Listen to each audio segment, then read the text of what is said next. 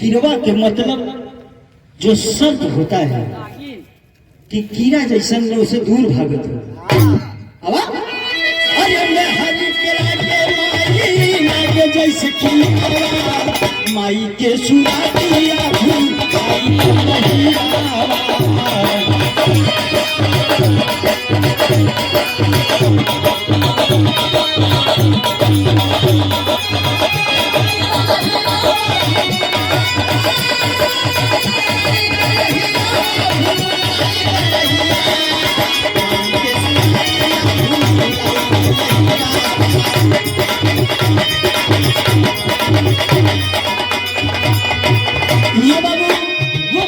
कहती है कि जिस दिन बेटे की शादी करूंगी गांव में पास पड़ोस के लोगों को मिठाई बंटवाऊंगी, बंटवाती है बेचारी।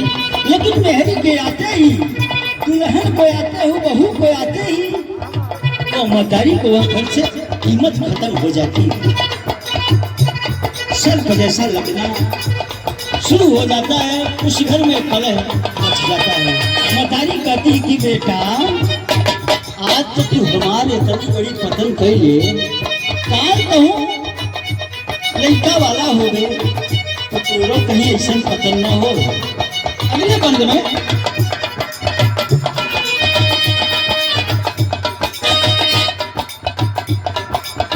सोचता नहीं बेटा तू होगा कहीं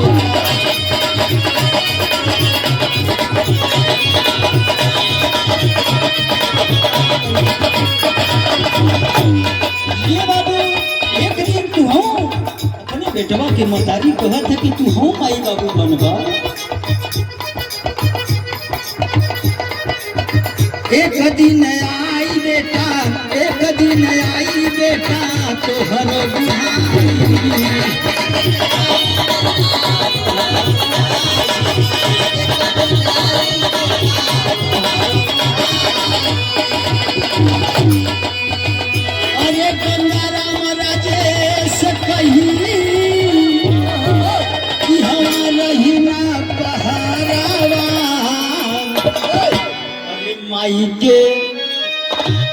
माई के सुरातिया धूल लाई गई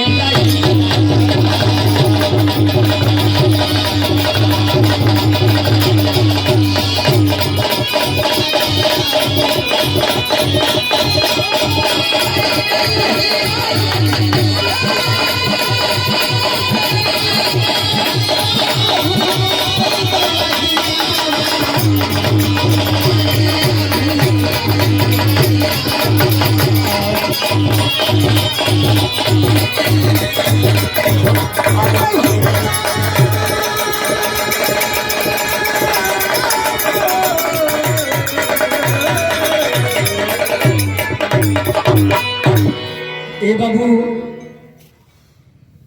लक्ष्मी जी आई।